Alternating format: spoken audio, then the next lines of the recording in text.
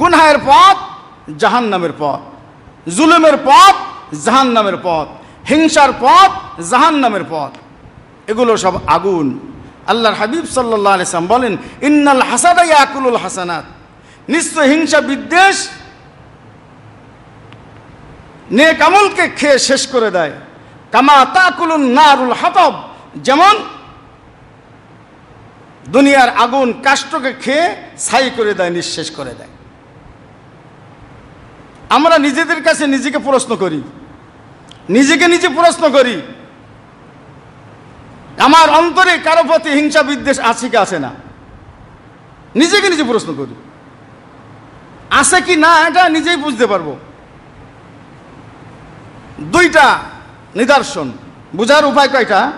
দুইটা, সিমটম দুইটা, আলামত দুইটা। এক নম্বর, কারো উন্নতিতে আমার মনের মধ্যে খারাপ লাগে কিনা, কারো বিপদে আমার মন খুশি হয় কিনা। দুইটা সিমটম, সহজ। কারো সুখে আমার মন খারাপ হয়ে যায়, কারো দুঃখে আমার মন খুশি হয়ে যায়। সবার প্রতি না, যে কোনো একজনের প্রতি।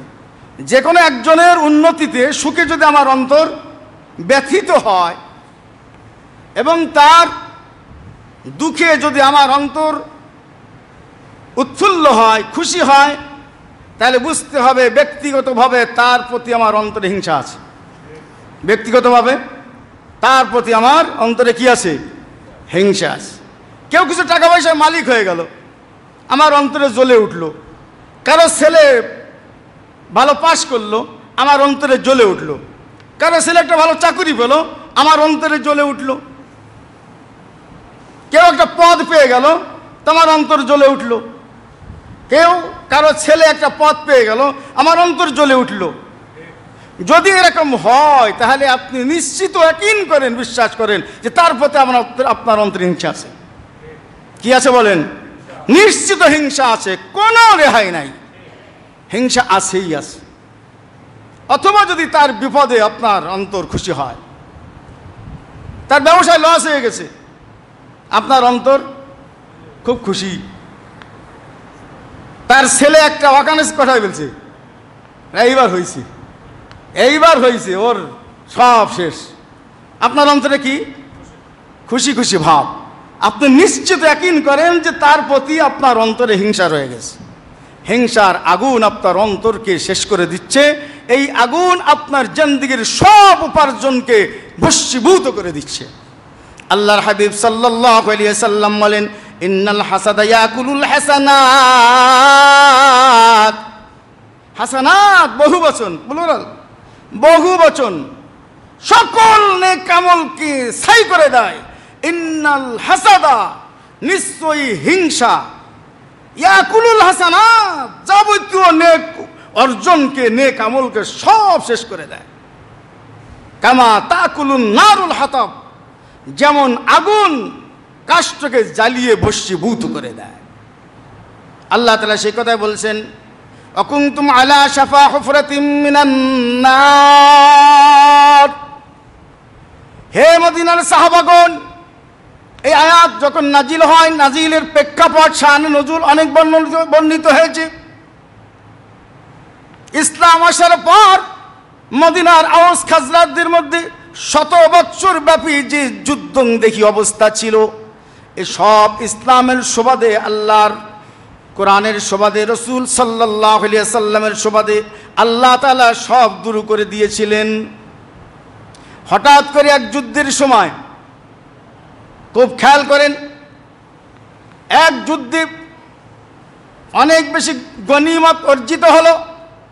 আল্লাহর হাবিব সাল্লাল্লাহু আলাইহি ওয়াসাল্লাম গরিব শ্রেণীর যারা সাহাবায়ে কেরাম, তাদেরকে একটু বেশি বেশি প্রদান করছিলেন। মুনাফিক আব্দুল্লাহ ইবনে উবাই ইবনে সালুল, আব্দুল্লাহ ইবনে উবাই ইবনে সালুল মুনাফিক সরদার, নবীর পিছনে নামাজ পড়তো, আবার নবীর বিরুদ্ধাচারণ করতো। আসে কে আসে না? ইমামের পিছনে নামাজ পড়ে, আবার পিছনে যে ইমামের 14 গোষ্ঠী উদ্ধার করে, এই সমাজের মানুষ আমাদের সমাজে কিন্তু কম নাই। আল্লাহ পাক রব্বুল আলামিন যুগে যুগে এই শ্রেণীর মানুষদেরকে রাখবেন। এ প্যারা মুসলমান, রাসূলুল্লাহ সাল্লাল্লাহু আলাইহি ওয়াসাল্লাম যখন এই গরিব শ্রেণীর সাহাবা একরামকে একটু বেশি বেশি প্রদান করছিলেন, ওই মুনাফিক সর্দার যে মন থেকে আসলে ভালোবাসে না, আসলে যে মন থেকে ভালোবাসে, সে তার ওই বন্ধুর দ্বারা যদি কোনোদিন কোনো অকারেন্স ঘটেও যায় তো সেটা গোপন করে। কি করে? গোপন করে। আর যদি মন থেকে ভালো না বাসে তো আল্লাহ রাসূল বলেন, আল্লাহুম্মা ইন্নী আউযু বিকা মিন খালিলিন মাকিরিন, হে আল্লাহ, মুনাফিক মার্কা ষড়যন্ত্রকারী বন্ধু থেকে আমি আপনার কাছে পানাহ চাই। স্বভাবকে নবী নিজে ব্যাখ্যা দিচ্ছেন, ইদ রাআ হাসানাতান, যদি সে আমার কোনো সদ্গুণ দেখে তো সে গোপন করে। সে কি করে? গোপন করে। ওয়া ইদ রাআ সাইয়্যাতান, আমার কোনো যদি দোষ দেখে সে প্রচার করে বেড়ায়। আমার সে দোষ কি করে? প্রচার শুরু করে দেয়। কিন্তু সদ্গুণ কখনো বলবে না আমার সামনে, এই লোকটার মধ্যে এই এই গুণ আছে, এই গুণ আছে, এই গুণ আছে, মোটেই বলবে না। একটু দোষ ফল্ট পাইলেই বাস এবার ঢোল বাজাইতে থাকবে। রাসূলুল্লাহ সাল্লাল্লাহু আলাইহি ওয়াসাল্লামের কোনো গুণ তার নজরে পড়তো না। যখনই কোনো একটা খাস বাংলা বলে ভাষা ছিদ্র তার জ্ঞানে, তার মতো পচা জ্ঞানে বুঝিয়ে আসতো, এইটা নিয়ে এসে তিলকে তাল বানিয়ে সমাজে প্রচার শুরু করে দিত। আব্দুল্লাহ ইবনে সালুল ইহুদিদের সন্তান, মূলত সে মুসলমান ছিল না, ছদ্মবেশ ধারণকারী। পৃথিবীর ইতিহাসে দুই আব্দুল্লাহ, নাম আব্দুল্লাহ অথচ আব্দুল শয়তান। আল্লাহর বান্দা নামধারী মূলত ছিল আব্দুল শয়তান, আব্দুল ইয়াহুদ, আব্দুল নাসারা, আব্দুল মুশরিকিন। কাফের মুশরিকদের দাস দালাল গোলাম ছিল। নবীজির জামানায় ছিল এক আব্দুল্লাহ, আর ওসমান রাদিয়াল্লাহু তাআলা আনহুর জামানায় আর এক আব্দুল্লাহর আবির্ভাব হলো। দুটাই ইহুদির সন্তান, দুটাই। এই ইহুদিদের চক্রান্ত হলো, এরা আল্লাহ এবং রসুল ইসলামকে গোপনে কি করে ক্ষতি করা যায় সেই চক্রান্ত ষড়যন্ত্র সবসময় চালানো। আল্লাহ তাআলা বলেন, লা তাজিদান্না আশাদ্দান নাসি আদাওয়াতাল লিল্লাযিনা আমানুল ইয়াহুদ, তুমি ইসলামের সবচেয়ে ভয়ঙ্কর শত্রু হিসেবে ভাবে তাদেরকেই যারা দাবি করে আমরা ইহুদি। আর ইহুদিদের এই হিংসার কারণে ছিল, তারা হিংসা করত এই কারণে যে তাদের আশা ছিল আখিরি জামানার পয়গম্বর ইব্রাহিম আলাইহিস সালাতু ওয়াস সালামের ছোট সন্তান ঈসা আলাইহিস সালামের বংশে আসবে। ভালো করে বুঝেন ইহুদিদের এর রাগ কেন, মুহাম্মদ সাল্লাল্লাহু আলাইহি ওয়াসাল্লামের রাগটা কেন। আসলে তারা কিন্তু তাদের কিতাবে মুহাম্মদ সাল্লাল্লাহু আলাইহি ওয়াসাল্লাম প্রসঙ্গে বহু পড়েছিল। তাদের কিতাবেই আখিরি জামানার পয়গম্বরের কথা ছিল এবং ভরা ছিল। তাদের আলেম যারা, তারা জানতো মুহাম্মদ সাল্লাল্লাহু আলাইহি ওয়াসাল্লাম আসবেন এবং তিনি কোথায় আসবেন, কিভাবে আসবেন, তার পরিচয় কি হবে, সব বিস্তারিত তাওরাতের মধ্যে ছিল। তারা আশায় ছিল যে উনি আসবেন ইসহাক আলাইহিস সালামের বংশে, ইব্রাহিম আলাইহিস সালামের ছোট সন্তান ইসহাক আলাইহিস সালামের বংশে আসবেন। কিন্তু আল্লাহর ফায়সালা তো ছিল ব্যতিক্রম, ইসমাইল আলাইহিস সালামের বংশে তাকে পাঠানো। রব্বানা ওয়াবআস ফীহিম রাসূলাম মিনহুম ইয়াতলু আলাইহিম আয়াতিকা ওয়া ইউআল্লিমুহুমুল কিতাব ওয়াল হিকমা ওয়া ইউযাক্কিহিম। এই আয়াত সূরাতুল বাকারা 129 নম্বর আয়াতে যে দোয়া ইব্রাহিম খলিলুল্লাহ জাতির পিতা ইব্রাহিম আলাইহিস সালাম কাবাগার নির্মাণকালে করেছিলেন, 127, 28, 29, 3 আয়াতে যে দোয়া, রব্বানা তাকাব্বাল মিন্না ওয়া ইযরফা ইব্রাহিমুল কওয়াইদা মিনাল বাইত ওয়া ইসমাঈল রব্বানা তাকাব্বাল মিন্না ইন্নাকা আনতাস সামিউল আলিম থেকে নিয়ে ওই 29 নম্বর আয়াত পর্যন্ত 129 নম্বরে 3টা দোয়া করেছিলেন। সেই দোয়া সাথে সাথে কবুল হয়ে গেছিল। কবুল হওয়ার সুবাদে আল্লাহ পাক রব্বুল আলামিন হযরত ইব্রাহিম আলাইহিস সালাতু ওয়াস সালামের ওই সময় যে সন্তান ছিলেন সেই সন্তানের বংশেই আল্লাহ তাআলা কবুল করে নিলেন, মুহাম্মদ সাল্লাল্লাহু আলাইহি সাল্লামকে তিনি পাঠাবেন। এই দোয়ার শুরুতেই আছে ওয়া ইযরফা ইব্রাহিমুল কওয়াইদা মিনাল বাইত ওয়া ইসমাঈল। স্মরণ করে সেই সময়ের কথা যখন ইব্রাহিম তার ছেলে ইসমাঈলকে সাথে নিয়ে কাবাগার পুনর্নির্মাণ করলেন। তিনি আমার কাছে দোয়া করলেন, রব্বানা তাকাব্বাল মিন্না ইন্নাকা আনতাস সামিউল আলিম। আল্লাহ, এই কাজটা আপনার তৌফিকে করছি, আপনি কবুল না করলে তো কিছুই পাবো না। আপনি যখন তৌফিক দিলেন, আপনি দয়া করে কবুলও করে নেন। আমাদেরকে আল্লাহ তাআলা শিক্ষা দিচ্ছেন, দীক্ষা দিচ্ছেন, তুমি যা কিছু করো না করো, অহংকার করো না। যদি মালিক কবুল না করেন কিছুই কিন্তু তুমি পাবে না। কাজেই যতক্ষণ তুমি পাওয়ার ব্যাপারে নিশ্চিত না হচ্ছ, ততক্ষণ তোমার অহংকার করায় এটা বাতুলতা, পাগলামি, তোমার এটা নির্বুদ্ধিতা বই কিছু নয়। আমি পেয়েছি কি পাই না এটা বুঝবো কখন? চায়ের সময় কিছুটা বোঝা যাবে। 1 নম্বর মৃত্যুর সময় বোঝা যাবে। মৃত্যুর সময় যদি ইমানের কালিমা নসিব হয়, জান্নাত যদি আমাকে দেখানো হয়, আশ্বস্ত করা হয়, ইন্নাল্লাযীনা ক্বালু রাব্বুনাল্লাহ সুম্মা ইসতাকামু তাতানাজ্জালু আলাইহিমুল মালায়েকাতু আল্লা তাখাফু ওয়া লা তাহজানু ওয়া আবশিরু বিল জান্নাতিল্লাতী কুনতুম তুআদুন। মৃত্যুর সময় ফেরেশতারা জান্নাত দেখাবেন। এতে তাফসীর এসেছে, জান্নাতও দেখানো হয়, জাহান্নামও দেখানো হয়। যদি জান্নাতি হয়, আগে তাকে জাহান্নাম দেখানো হয়, এরপরে দ্বিতীয় পর্যায়ে জান্নাত দেখানো হয়। জাহান্নাম দেখাইলে সে দুঃখিত হয়, পরেশান হয়ে যায়। জান্নাতীদেরকে আগে জাহান্নাম দেখানোর ফলে সে ভীত সন্ত্রস্ত হয়ে পড়ে, যাবে জান্নাতে, কিন্তু দেখানো হচ্ছে কি জাহান্নাম। তখন তাকে বলে, আল্লাহ তাখাফু ওয়া লা তাহজানু, না রে আল্লাহর বান্দা, এটা দেখে তুমি বিচলিত হয় না, ভয় পেও না, চিন্তার কোনো কারণ নাই, আল্লাহ তাআলা এইটা তোমার জন্য হারাম ঘোষণা করেছেন। এরপরে জান্নাত দেখানো হলে সে আনন্দিত হয়ে যায়, জান্নাতে যাওয়ার জন্য পাগল পারা হয়ে যায়। এই জন্য আল্লাহ রাসূল সাল্লাল্লাহু আলাইহি সাল্লাম বলেন, ইমানদারের মৃত্যু হওয়ার সাথে সাথে দাফনের জন্য তোমরা তাড়াতাড়ি করো, দেরি করো না। যদি আল্লাহ তাআলা মাফ করে দিয়ে থাকেন, কেন তোমার তার সেই আগত আনন্দ শান্তি থেকে তুমি তাকে বঞ্চিত করছো? হজের থেকে যখন আসছিলাম, কথার কথা বলেই বলা হয়ে গেল, আমার নামলাম খুলনায়, আমার ভাই গেছে আনতে, ওই জামিরা ওখানে আমার আলিয়া মাদ্রাসায় আমার সেজো ভাই ওখানকার আরবি অধ্যাপক, উনি আমাকে রিসিভ করতে গেছেন। এখন আমার মন তো বাড়িতে, ভাই বলছেন না, তো রাত্রে যেতে হবে না, এখন থাকাও সকালে যেন। আমি কিছু না, আমি যাব। আমার মন মানলই না, আপনজনের কাছে যেতে হবে, বাচ্চাদেরকে যেতেই হবে। এরকম হয় কিনা সবাই? আমার এই কথাটা এত মনে পড়ে, ওই রাত্রে ইজি বাইক ভাড়া করে আমি যে বাড়ি আসার জন্য কি ছটপট করলাম তা বলেন না।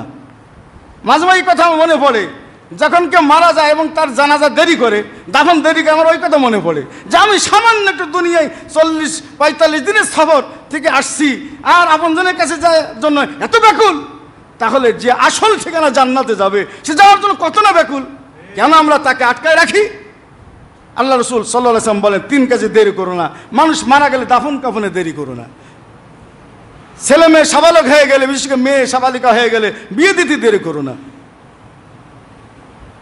নামাজের সময় হয়ে গেলে, মুস্তাবক্ত এসে গেলে আর নামাজ পড়তে দেরি করো না। আল্লাহ তাআলা আমাদেরকে তৌফিক দান করেন। পেয়ারা হাজিরিন, হ্যাঁ, জান্নাতীদেরকে জান্নাত পরে দেখানো হয়, জাহান্নাম আগে দেখানো হয়। আর জাহান্নামী যারা, তাদেরকে আগে কি দেখানো হয়? জান্নাত, তারপরে জাহান্নাম দেখানো হয়।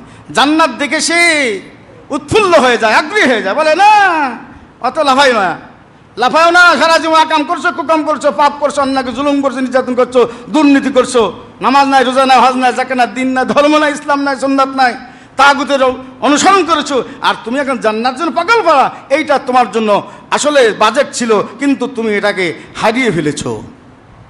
প্রত্যেকের জন্য জান্নাতেও জায়গা বরাদ্দ থাকে, জাহান্নামেও জায়গা বরাদ্দ থাকে। যে যেটাকে সাজায়, যেটাকে অবধারিত করে, তার চূড়ান্ত ঠিকানা সেখানেই নির্ণীত হয়। যাই হোক, ইব্রাহিম আলাইহিস সালাতু ওয়াস সালাম দোয়া করছেন কেন? মৃত্যুর সময় একটু জানা যাবে, কবরে গিয়ে আরো একটু জানা যাবে, হাসরের ময়দানে আমল নামাজের ডাইন হাতে পাওয়া যায়, তখন চূড়ান্ত ফায়সালা জানা যাবে, এর আগে না। কাজেই আমি দুনিয়াতে কিছু করেই আমি জান্নাতি হয়ে গেছি, আমি অনেক বড় দিনদার ইমানদার হয়ে গেছি, এটা ভাবার কোনো উপায় নেই। এরপরে ইব্রাহিম খলিলুল্লাহ আল্লাহর কাছে দোয়া করলেন, আমার সন্তান, আমার বংশ সকলকে দিনদার ইমানদার বানান, মুসলমান হিসেবে কবুল করুন। আমার বংশে এমন এক নবী পাঠান, যে নবী শ্রেষ্ঠতম নবী হবেন, যার দায়িত্ব হবে প্রধানত 4টা।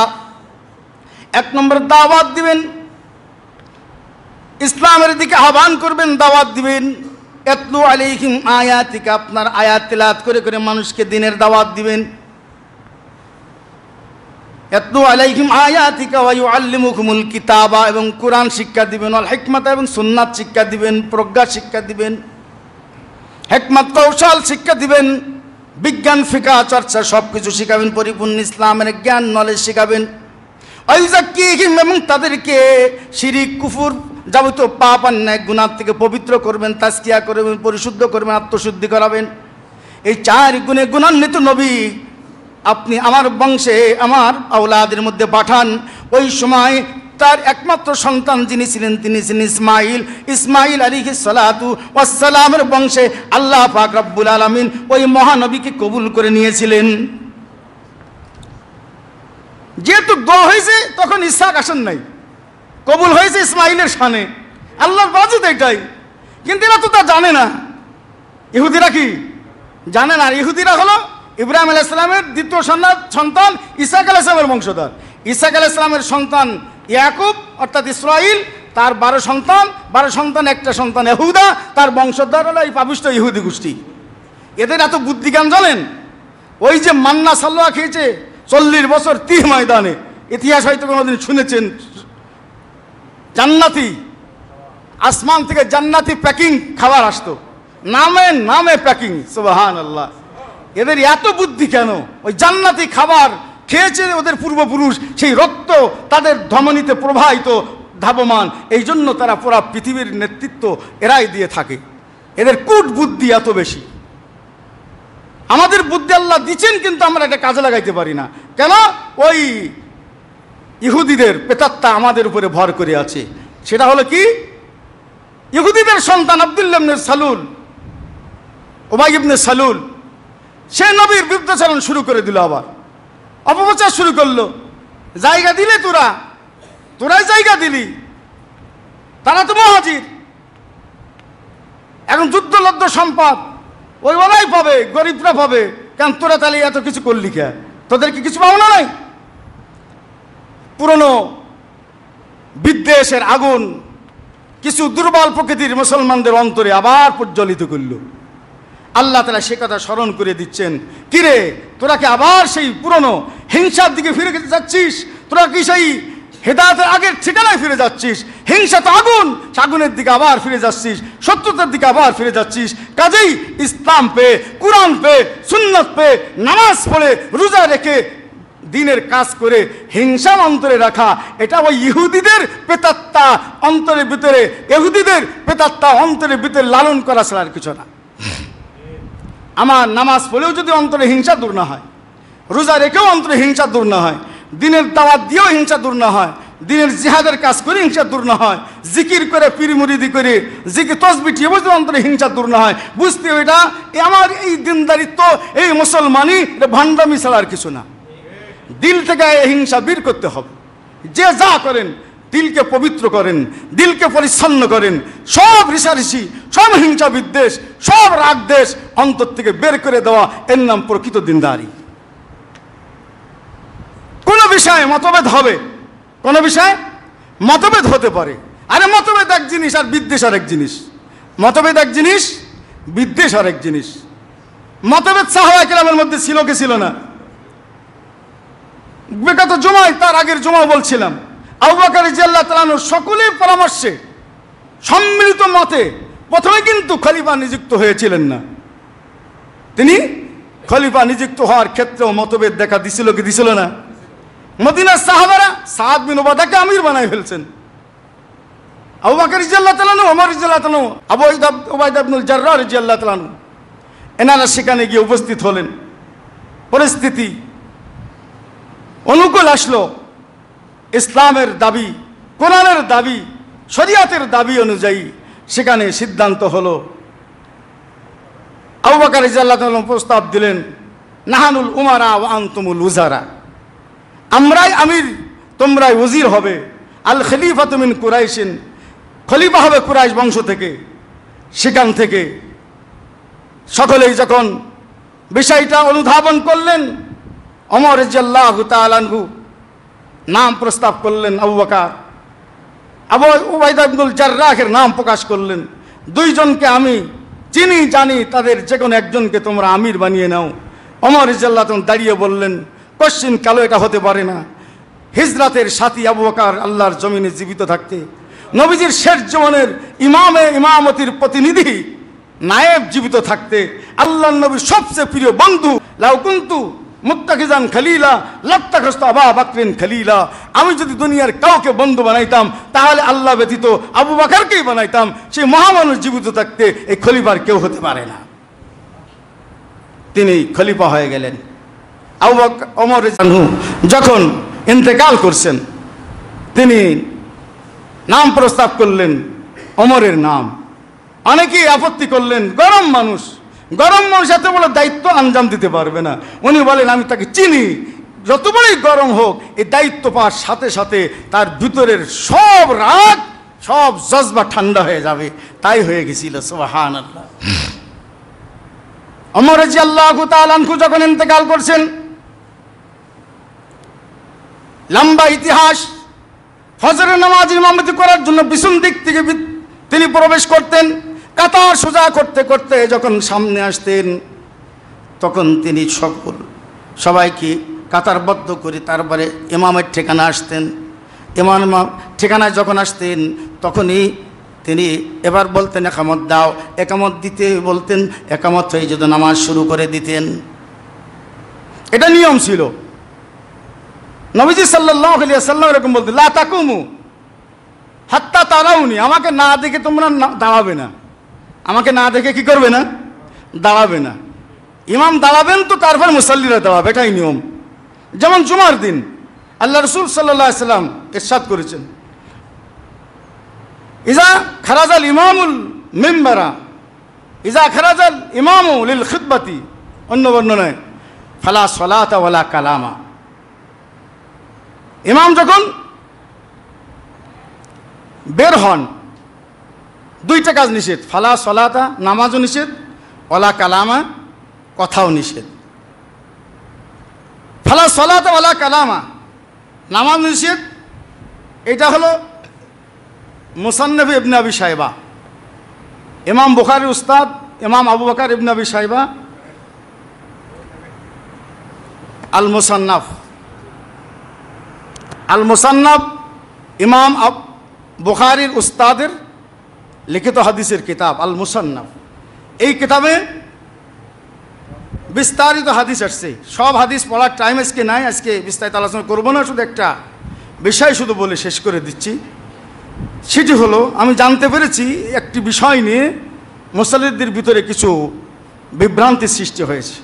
আমি ভিন্ন মতের প্রতি শ্রদ্ধা পোষণ করি। এক নম্বর কথা, আমি ভিন্ন মতের প্রতি শ্রদ্ধা পোষণ করি সব সময়। 4 মাযহাব দুনিয়ায় স্বীকৃত, ঠিক কিনা বলেন? বাকি 3 মাযহাবকে আমরা শ্রদ্ধা করি, মানি ইমাম আবু হানিফার মাযহাবকে। বাকি 3 মাযহাবকে আমরা বিদ্বেষের নজরে দেখব না। এটা কিন্তু ইসলামের স্বীকৃত সিদ্ধান্ত। আপনি যে মাযহাব অনুসরণ করেন না কেন, বাকি 3 মাযহাবকে অবশ্যই সম্মান করতে হবে। এটাই নিয়ম, এটাই সিস্টেম। প্যারা হাজিরিন, ওমর রাদিয়াল্লাহু তাআলা আনহু যখন মারা যাচ্ছেন, ওই সময় 6 সদস্য বিশিষ্ট একটা পরিষদ গঠন করে দিয়ে গেলেন। একজন ছিলেন ওসমান রাদিয়াল্লাহু তাআলা, একজন আলী, আরেকজন তালহা, আরেকজন জুবাইর, আরেকজন ছিলেন আবু উবাইদা ইবনুল জাররাহ। কয়জন হলো? 5 জন। আরেকজন ছিলেন ওনার ছেলে আব্দুল্লাহ ইবনে ওমর। উনি বলছিলেন 5 জনের ভিতর থেকে খলিফা হবে। আমার ছেলে শুধুমাত্র কোনো ক্ষেত্রে যদি একটা ভোটে কম পড়ে যায়, আমার ছেলে সেই পক্ষে ভোট দিতে পারে, নিজে খলিফা হতে পারবে না। সুবহানাল্লাহ বলেন। 6 সদস্যের ভিতরে নিজের সন্তানের নাম ছিল, কিন্তু নিষেধ করে গেছেন তাকে কিন্তু খলিফা বানানো যাবে না। আব্দুর রহমান ইবনে আওফকে নির্বাচন কমিশনের দায়িত্ব দিলেন, ইতিহাসে আছে, প্রধান সমন্বয়কারী। তিনি ওনাকে দাফনের পর বুখারী শরীফে ঘটনা আসছে কিতাবুল মানাকিবের ভিতরে, আপনারা পড়ে দেখবেন। আব্দুর রহমান ইবনে আওফ রাদিয়াল্লাহু তাআলা আনহু ওমর রাদিয়াল্লাহু তাআলা আনহু দাফন করার পরে সবাইকে নিয়ে বসলেন, বসে বললেন যে আমার মনে চাচ্ছিল আলোচনা সংক্ষেপ করতে। উনি বলছেন কাজেই আমি খেয়াল পেশ করছি, আপনারা তিনজনকে খেয়াল দেন, তিনজনকে খেয়াল দেন। জুবাইর রাদিয়াল্লাহু তাআলা আনহু খেয়াল দিলেন আলী রাদিয়াল্লাহু তাআলা আনহুকে, তলহা রাদিয়াল্লাহু তাআলা আনহু খেয়াল দেন ওসমান রাদিয়াল্লাহু তাআলা আনহুকে সমর্থন দিলেন, আর হযরতে আবু উবাইদা ইবনুল জাররাহ রাদিয়াল্লাহু তাআলা আনহু তিনি সমর্থন দিলেন আব্দুর রহমান ইবনে আউফকে। বুঝেছেন না? এই যখন সমর্থন দিলেন তখন আব্দুর রহমান ইবনে আউফ রাদিয়াল্লাহু তাআলা আনহু এবার বললেন, যেহেতু এখন 6 জন 3 নেমে এসেছে, আমি চাচ্ছি আপনাদের 2 জনের যে কোনো একজন যদি নিজের নাম উইথড্র করেন তাহলে আমি আরেকজনকে সমর্থন দিয়ে তাকে আমির নিযুক্ত করে দিতে পারি। সুবহানাল্লাহ। দেখছে নিজের নাম বলছে না কেউ, ইসলামের স্বীকৃত সিস্টেম কত সুন্দর, নিজের নাম নাই।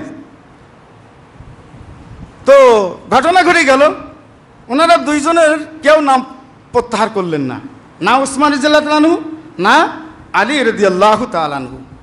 এখন আব্দুর রহমান ইবনে আউফ রাদিয়াল্লাহু, এই ইতিহাস আমাদের জানতে হবে, ইতিহাস জানতে হবে। আব্দুর রহমান ইবনে আউফ রাদিয়াল্লাহু তাআলা আনহু তিনি মুষ্টে পড়লেন, চিন্তা পড়ে গেলেন। এখন আলাদা আলাদা করে ওনাদেরকে বুঝালেন এবং জনগণের সমর্থন কার দিকে বেশি তিনি সেটা পর্যবেক্ষণ করলেন। 3 দিনের মাথায় আবার বৈঠক বসলেন, বসার পরে দেখলেন যে জনগণের অধিকাংশের রায় ওসমানের দিকে। কার দিকে বলেন? ওসমানের দিকে। আলীর দিকেও আছে কিন্তু তুলনামূলক সমর্থন হযরতে ওসমানের দিকে বেশি। তো উনি প্রথমে আলীকে আলাদা করে ইনফিরাদিভাবে, ব্যক্তিগতভাবে, পার্টিকুলারলিভাবে তাকে বললেন, দেখুন আমি আল্লাহর কসম দিয়ে বলছি, যিনি উপযুক্ত আমি তাকেই তার নামই আমি ঘোষণা করবো ইনশাল্লাহ। বাকি আপনাকে কথা দিতে হবে, যদি আপনার নাম আসে আরেকজনের সাথে ভালো আচরণ করবেন, আর যদি তার নাম আসে তাহলে আপনি তাকে মেনে চলবেন। বলে অবশ্যই। কি বললেন? অবশ্যই। এখানে যাকে ঘোষণা করা তাকে তো মানতেই হবে, এটা আল্লাহর নির্দেশ, নবীর নির্দেশ, আমির মানা ইসলামের নির্দেশ। আবার ওসমান রাদিয়াল্লাহু তাআলার কাছে তিনি গেলেন, একইভাবে তাকেও বললেন, তিনি একই কথা বললেন, আলহামদুলিল্লাহ বলেন। মানামানির ক্ষেত্রে তাদের কি নাই, কোনো মনের ভিতরে কোনো কুটিলতা সাহাবায়ে কেরাম অন্তরে ছিল না। এরপরে তিনি 2 জনকে মসজিদে এক নামাজের পরে বসালেন, উপস্থিত জনগণের সামনে উনি বিস্তারিত সব শোনালেন। শোনানোর পরে উনি বললেন যে আমার অন্তরে চাচ্ছে যে আমি ওসমান ইবনে আফফানের নামটাই প্রস্তাব করি। তো ওনার নাম ঘোষণার সাথে সাথে উনি ওনার হাত বাড়িয়ে দিলেন। আব্দুর রহমান ইবনে আউফ ওসমান রাদিয়াল্লাহু তাআলা আনহুর হাতে হাত দিয়ে উনি বায়াত নিলেন, ওনার দেখা দেখে সকলে বায়াত নিলেন। এটা ইসলামের ভোটাভুটির সিস্টেম। আলহামদুলিল্লাহ বলেন। প্যারা হাজির, অন্যের প্রতি সম্মান রাখতে হবে। ওমর রাদিয়াল্লাহু তাআলা যখন মারা যাচ্ছেন, যারা শিয়া, সহিহ বুখারী খুলে দেখেন, শিয়ারা তারা দাবি করে আবু বকর এবং ওমর ওসমানের প্রতি আলীর অন্তরে রাগ ছিল, যে আলীকে ক্ষমতায় না দিয়ে তারা 3 জন জোর জবল দখলকারী হিসাবে তারা খেলাফতের মাসনাদ দখল করেছিল। সহিহ বুখারী খুলে দেখেন, কিতাবুল মানাকিব খুলে দেখেন, ওসমান রাদিয়াল্লাহু তাআলা আনহুর আমির নিযুক্তকরণের ইতিহাস খুলে দেখেন, ওমর রাদিয়াল্লাহু তাআলা ইন্তেকালের কাহিনী আপনি পড়ে দেখেন, বুখারীতেই খুলে দেখেন। আমার সামনে আছে, আমি এখন পড়ার সে টাইম পাচ্ছি না। সংক্ষেপ কথা হলো, 2 মিনিট শেষ করে, সেটি হলো উনি ওখানে গেলেন, যাওয়ার পরে উনি ওমর রাদিয়াল্লাহু তাআলা আনহুকে বলছেন, হে ওমর, আপনি নিশ্চিত আপনার সেই মহান 2 সাথীর পথের হুবহু মানুষ, আপনি তাদেরকে হুবহু অনুসরণ করেছেন। আল্লাহ রসুলকে যেমন আমি ভালোবাসি, আবু বকরকে যেমন ভালোবাসি, আপনাকেও আমি এরকম ভালোবাসি। আপনি নিশ্চিত সেখানেই যাবেন যেখানে ওই 2 জন চলে গেছেন। আর তার কোথায়? জান্নাতে। তাহলে আলী রাদিয়াল্লাহু অন্তরে ওনাদের প্রতি রাগ ছিল।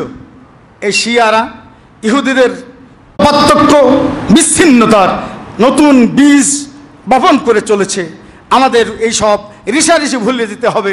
আমি যে আয়াত তেলাওয়াত করেছি, ওয়ালা তাফাররাকু, খবরদার পরস্পরে কোনো মাসলা মাসাইল নিয়েও যেন তোমরা বিদ্বেষের মধ্যে পড়ো না। আমাদের রাসূলুল্লাহ সাল্লাল্লাহু আলাইহি ওয়াসাল্লাম ইরশাদ করেছেন, যখন কোনো মুসাল্লি জুমার দিন মসজিদে আসে, মসজিদে এসে সে ইমামের কাছাকাছি বসার চেষ্টা করে, দানা মিনাল ইমাম ওয়াসমাউ, এবং ইমামের বক্তব্য খুতবা শ্রবণ করে, ওয়ালাম ইয়ালগু, অনার্থক কোনো কাজ কাম করে না, তো তার পিছনের সকল গুনাহ আল্লাহ তাআলা মাফ করে দেন। অন্য বর্ণনায় 1 সপ্তাহ, আগামী আরও 3 দিন, মোট 10 দিনের গুনাহ আল্লাহ মাফ করে দেন। এবং যারা জুমার দিন মান গাসালা ওয়াগতাসালা অবাক্কারা অবাতাকারা অমাশা ওয়ালা মেরকাব ওয়াদালা মিনাল ইমাম, যে ব্যক্তি জুমার দিন আগে আগে প্রস্তুতি নেয়, উত্তমভাবে গোসল করে মসজিদে আসে, ইমামের কাছাকাছি বসার চেষ্টা করে, ইমামের বক্তব্য মনোযোগের সাথে শোনে, ওয়ালাম আলগু, অনার্থক কাজ কাম থেকে দূরে থাকে, তার প্রতিটা কদমে 1 বৎসর কবুল ইবাদতের সওয়াব এবং 1 বৎসর কবুল রোজার সওয়াব তার আমলনামায় লেখা হয়। প্যারা হাজিরিন, এখানে যে বিষয়টি এসেছে যে কি চুপচাপ শোনা, কি করা, চুপচাপ শোনা। এই জন্য যে হাদিসে এসেছে যে আপনারা জানেন যে নবীজি সাল্লাল্লাহু আলাইহি, অনেকে জানেন নবীজি সাল্লাল্লাহু আলাইহি ওয়াসাল্লাম একদিন এক সাহাবী মসজিদে আসলেন, নবীজি খুতবা দিচ্ছিলেন, নবীজি তাকে বললেন, তুমি কি 2 রাকাত নামাজ পড়েছো? বলে না। তাহলে 2 রাকাত পড়ে নাও। ইমাম, এটা হলো ইমাম নববী রহমাতুল্লাহ আলাইহির হাদিসের সংকলন কিতাব আসারুস সুনান। এই কিতাবের ভিতরে আসারুস সুনান লিল ইমাম নববী, এখানে নামাজ বিষয়ক সব হাদিস একত্রিত হয়েছে। এর ভিতরে ব্যাখ্যায় লেখা হয়েছে, বিভিন্ন হাদিসের ব্যাখ্যায়, যে আসলে মূলত এই যে আমি এখানে লাল কালি দিয়ে এই কালি দিয়ে করে রেখেছি, ফাকালামুহু মা রাজুল ইয়াদুল্লু আলা আন্নাহু কানা ক্বাবলা আই ইউনসাকা আল কালাম ফিল খুতবা সুম্মা আমারা বিল ইনসাত ওয়াল ইসতিমা তারকুল কালাম হাত্তা মুনিয়া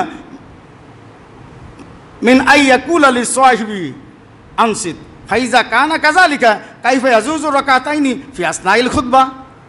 এখানে উনি ব্যাখ্যায় বলছেন, যখন নবীজি 2 রাকাত নামাজের কথা বলছিলেন, এটা হল আগের বিধান, পরবর্তীতে বিধান রহিত হয়ে যায়। পরবর্তীতে বিধান কি হয়ে যায়? রহিত হয়ে যায়। যখন রহিত হয়ে যায় তখন চুপ থাকার বিধান জারি করা হয়। যখন চুপ থাকার বিধান জারি করা হয়, চুপ থাকার বিধান কখন আসে? সূরা জুমায় আগে খুতবা নামাজের পরে হতো। খুতবা কখন হতো? নামাজের পরে। একদিন দেহিয়া আল খালকিয়া, মদিনার ব্যবসায়ী, তখন মুসলমান হননি, উনি ব্যবসায়িক সম্পদ নিয়ে মদিনা আসলেন, এসে ঢোল বাজানো শুরু করলেন, মুসলমান হননি। ওই সময় বাজার যখন আসতো মাল সম্পদ, তাড়াতাড়ি না নিলে পরে পাওয়া যেত না। তো নবীজি যেহেতু খুতবা দিচ্ছে নামাজের পরে, জুমার পরে, তো সাহাবায়ে অধিকাংশ সব বেড়ে গেছে, মাত্র 13 জন ছিলেন। আবু বকর, ওমর সহ 13 জন সাহাবী মসজিদে ছিলেন, আর সবাই বেড়ে গেছেন। তাফসীর ইবনে কাসির খুলে দেখবেন। তো তখন ওই আয়াত নাজিল হয়ে যায় যে জুমার দিনের খুতবা শ্রবণ করা অতিবি জরুরি। ইয়া আইয়ুহাল্লাযীনা আমানু ইযা নুদিয়া লিস-সালাতি মিন ইয়াউমিল জুমআ ফাসআউ ইলা যিকরিল্লাহি ওয়া যারুল বাই। এই আয়াত পরবর্তী 3 আয়াত নাজিল হয়। এর দ্বারা জুমার দিন খুতবা অবধারিত গুরুত্বপূর্ণ কোরআন দ্বারা সাব্যস্ত হয়।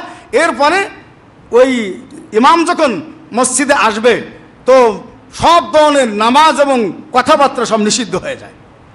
এই জন্য আমাদের বুঝতে হবে যে আবু হানিফা রহমাতুল্লাহ মাযহাব হলো সব হাদিস সামনে নিয়ে সমাধান দেওয়া। আমি আগেও আপনাদের সামনে অনেকবার বলেছি, আবু হানিফার মাযহাবের বৈশিষ্ট্য কি? সব হাদিস সামনে নিয়ে, দলিল সামনে নিয়ে, তারপরে সমাধান রচনা করা। কোনটা না আছে, কোনটা মানসুখ, কোনটা রহিত হয়ে গেছে, কোনটা রহিত হবে, এ সব হয়েছে এবং কোনটা রহিতকারী, সব কিছু সামনে নিয়ে ইমাম আবু হানিফার মাযহাব রচিত হয়েছে। এই জন্য এই মাযহাব এত বেশি প্রসিদ্ধ, পুরো দুনিয়াব্যাপী উলামায়ে কেরাম এই মাযহাবে বেশি। আলহামদুলিল্লাহ বলেন। এখানে অনেক কিতাব আমি সামনে এনেছিলাম, যেহেতু শুরুতে লোকজন কম ছিল বলে ওই বিষয়ে আলোচনা করবো না বলে আজকে সিদ্ধান্ত নিয়েছিলাম, শেষে আবার প্রাসঙ্গিক করে এসেই গেল, তাই একটু বলে ফেললাম আর কি।